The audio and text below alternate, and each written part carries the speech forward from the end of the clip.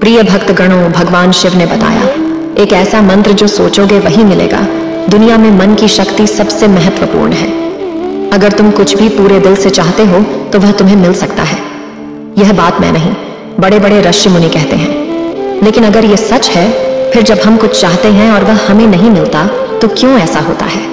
इस पवित्र कथा को आधा अधूरा छोड़ने से आपको पाप भी लग सकता है। इसलिए इस कथा को पूरा सुने। आप शिव भक्त हैं तो भोलेनाथ का अनादर ना करें।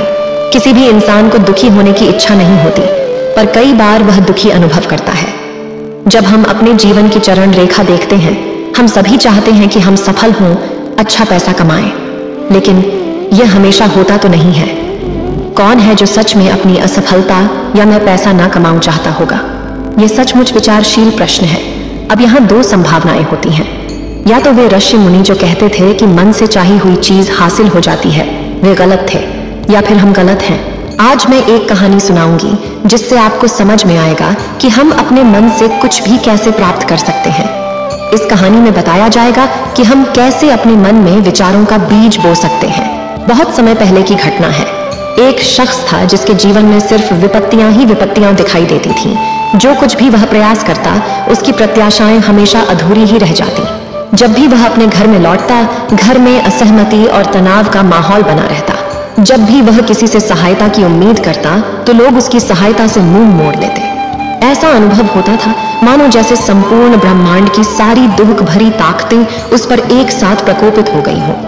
उसके मन में सवाल उमड़ता रहता कि कैसे मैं इन चुनौतियों और विपत्तियों से बाहर निकल सकता हूँ। इस विचार में उसकी रातें भी बेचैन हो जाती थीं। इस चिंता और तनाव के कारण उसकी आंखों के नीचे अंधेरे हल्के उमड़ आए थे, जो उसकी अंतरात्मा की पीड़ा और अशांति का साक्षी थे।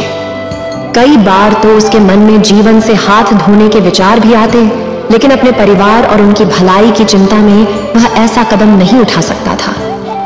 अंत में उसने ठान लिया कि वह इस संकट को पार करके अपने जीवन में सुख शांति प्राप्त करेगा। वह जितनी भी मेहनत करे, चाहे कुछ भी करे या अंगारों पर चले, वह दुखों से मुक्ति चाहता है। एक बार उसने अपने मित्र से पूछा कि कैसे जीवन में सुधार लाए। उसके मित्र ने कहा, तुम किसी बाबा के पास जाओ, उनके पास जीवन की समस्याओं का हल होता है। जीवन में सुख और संपत्ति प्राप्त हो सकती है। तुम्हें ऐसे एक बाबा की तलाश करनी चाहिए और वह सब ठीक कर देगा। उस व्यक्ति को लगा कि किसी बाबा ही से उसकी समस्याओं का समाधान हो सकता है, इसलिए जब भी उसे किसी बाबा की जानकारी मिलती, वह उसके पास जाता। वह बाबा से अपनी समस्या बताता, उससे समाधान पूछता और कहता कि मैं जो भी कर सकता हूँ वह करूँगा, बस मेरी समस्या का हल बता दो। बाबा उसे कुछ उपाय दिखाता और बदले में उससे दान लेता और कहता कि यह उपाय से सुख शांति आएगी, बस इस टोटके को पूरी विधि के साथ करना। वो आदमी घर लौटकर पूरी विधि के साथ टोने टोटके करने लगा, लेकिन उसका जीवन बदलाव के बजाय और अधिक दुखमय हो गया। जो भी बाबा उसको उपाय देता, उससे पैसे भी लेता। उसका संपत्ति धीरे धीरे घटता जा रहा था और दुख बढ़ता जा रहा था। वह समझ गया कि बाबाओं की सलाह से उसका कुछ भी अच्छा नहीं हो रहा। फिर किसी ने उसे सुझाव दिया कि वह अपने घर में हवन करवा ले, जिससे उसके घर की बुरी ऊर्जा दूर हो सके। वह इस सलाह पर अमल करता है, लेकिन फिर भी उसके जीवन में कोई सकारात्मक परिवर्तन नहीं आया। अब वह विचलित हो गया और समझ नहीं पा रहा था कि वह क्या करे। वह समझ गया कि उसके जीवन की समस्याओं का समाधान किसी बाहरी उपाय में नहीं, बल्कि उसकी सोच और दृष्टिकोण में है। एक दिन उसे सुनाई दी कि एक बाबा है जो समस्या का समाधान बताते हैं, पर दान नहीं लेते समाधान देने के लिए। वह सोचा यह बाबा अन्य बाबाओं से अलग होगा क्योंकि वह पैसा नहीं लेता। सोचते सोचते वह बाबा के पास पहुंच गया। जब वह वहां पहुंचा तो बाबा ध्यान में बैठे थे। वह आदमी धीरे से बैठ गया और बाबा का ध्यान समाप्त होने का इंतजार किया। जब बाबा ने आंखें खोली तो वह युवक को परेशान देखकर समझ गया कि वह जीवन से परेशान है। बाबा ने उस व्यक्ति से पूछा, बच्चा, तुम्हारी इच्छा क्या है?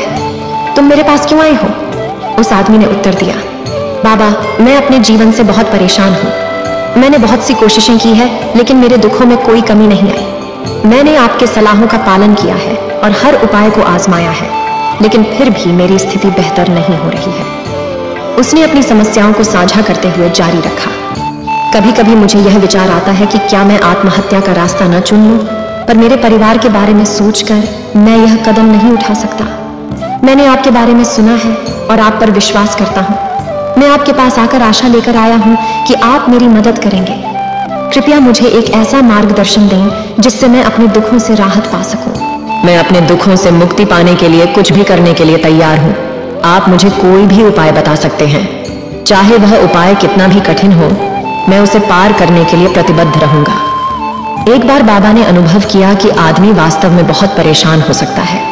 उन्होंने समझाया कि दुखों को दूर करने के लिए अकेले मंत्र नहीं काम आते, वास्तविकता में कुछ करना आवश्यक होता है। तुम मेहनत कर सकते हो और सफलता प्राप्त कर सकते हो। इस बात को सुनकर पहले आदमी ने सोचा कि शायद बाबा सिर्फ धन या दान की बात करेंगे, लेकिन उन्होंने देखा कि और भी रास्ते हैं। फिर उसने कहा, बाबा, चाहे आपको जितना भी दान चाहिए मैं तैयार हूं देने के लिए, परंतु आपका मंत्र सत्य होना चाहिए, वह पूरा होना चाहिए। लेकिन और कोई रास्ता न पाकर उस आदमी ने कहा कि बाबा, आपको जितनी भी दान दक्षिणा चाहिए मैं देने के लिए तैयार हूं, लेकिन आपका मंत्र सच्चा होना चाहिए, वो पूरा होना चाहिए, उसका फल मुझे मिलना चाहिए। उसके बाद आप जो भी दान दक्षिणा लेना चाहते हो मैं वो दे दूंगा। बाबा ने कहा कि दान दक्षिणा तो बहुत छोटी सी चीज है, मुझे वो नहीं चाहिए। इस पर वो आदमी सोच विचार करके बोला, तो बाबा, मैं अंगारों के बीच चलने के लिए तैयार हूं, आप मुझे बस आज्ञा दीजिए। बाबा ने कहा कि अंगारों पर चलने वाली छोटी चीज मैं तुमसे नहीं कराने वाला। मैं जो तुमसे कराने वाला हूं वह बहुत कठिन मंत्र है, उसे पूरा कर पाओगे। उस व्यक्ति ने कहा, बाबा, कृपया मुझे यह समझाइए कि मैं क्या करना है, मैं किसी भी काम के लिए तैयार हूं।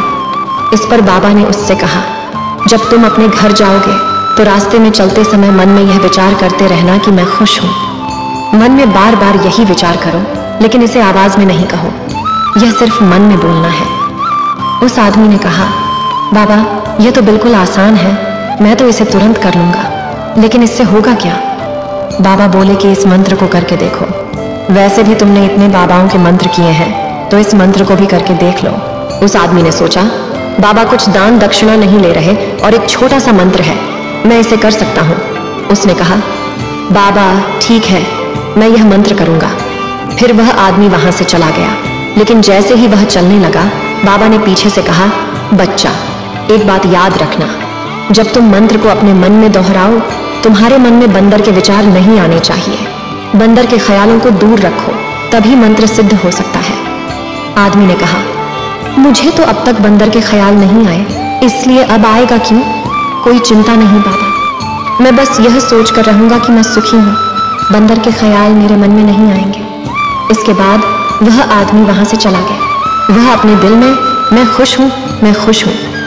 जब यह दोहराते हुए थोड़ी दूर चला जा रहा था कि उसके दिल में अचानक बंदर का ख्याल आ गया। बंदर का ख्याल एक बार आया और चला गया, पर उस आदमी ने सोचा कि अब तक मुझे बंदर का कोई विचार नहीं आया, यह आज बंदर का ख्याल क्यों आया? और इस प्रकार उसने उस बंदर के विचार को पकड़ लिया। उसने यह भूल गया कि मुझे कौन सा मंत्र दोहराना है, और उसने बंदर के बारे में सोचना शुरू कर दिया। थोड़ी देर बाद उसे फिर से संज्ञा मिली, तब उसने फिर से अपना वही मंत्र दोहराया जिसे उसके बाबा ने सिखाया था, मैं खुश हूं, मैं खुश हूं। लेकिन अचानक सामने एक बंदर आया और इसे देखकर उसके दिल में फिर से बंदर का ख्याल उठाया, और वह अपने अंदर से इस विचार को निकालने की कोशिश कर रहा था। वो चाहता था कि मेरे अंदर किसी भी तरह बंदर का विचार ना आए, लेकिन उसे तो सामने बंदर ही दिखाई दे गया। ऐसे ही जद्दोजहद करते करते वह घर पे पहुंचा, और घर में पहुंचने के बाद अपनी पत्नी को कहा कि हे बंदरिया, मुझे खाने में बंदर परोस दो। और जब उसे एहसास हुआ कि उसने क्या बोल दिया, तो वो अपने बाल नोचने लगा। वो दीवारों में सर मारने लगा कि आज तक मुझे बंदर का कोई विचार नहीं आया, और आज मुझे ये क्या हो गया है कि मुझे हर जगह बंदर, ये बंदर नजर आ रहा है, ये कैसी माया है। यही सोच सोच कर वो आदमी रात भर सो नहीं पाया।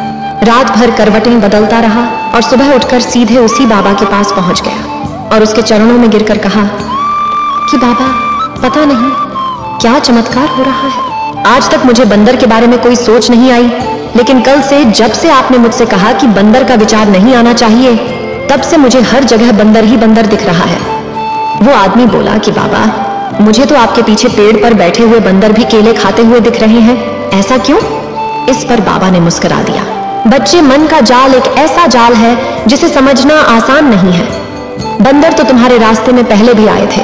जब तुम मेरे पास आए थे तो ये पेड़ों पर घूम रहे थे, पर तब तुम्हारे मन में बंदर की बजाय तुम्हारे दुख ही थे।